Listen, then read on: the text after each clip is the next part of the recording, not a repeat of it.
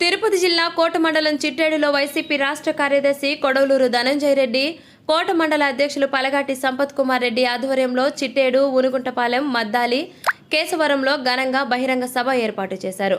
MLC Meriga Murali మాట్లాడుతూ, ఈరోజు రాష్ట్రంలో ఉన్న కూటమి ప్రభుత్వం పేద ప్రజలకు వైద్యం విషయంలో ప్రభుత్వ కళాశాలను P4 విధానంతో ప్రైవేటు పరం చేస్తున్నారని అన్నారు.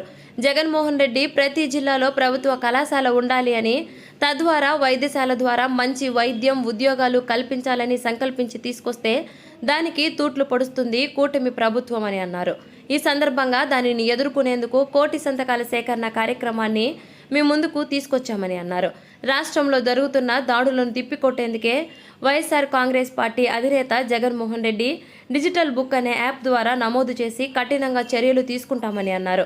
ఈ కార్యక్రమంలో ఎమ్మెల్సీ మేరిగ మురళి, రాష్ట్ర కార్యదర్శి కొడవలూరు ధనంజయ రెడ్డి, మండల అధ్యక్షులు పలగాటి సంపత్ రెడ్డి, సిద్ధవరం సొసైటీ మాజీ చైర్మన్ సన్నారెడ్డి చెంచురాఘవరెడ్డి, మండల మైనార్టీ సేల్ అధ్యక్షులు ఎస్కే రేష్మ, కనుపూరు జగదీష్ మరియు కోట మండల వైసీపీ పార్టీ కార్యకర్తలు, ప్రజలు పాల్గొన్నారు.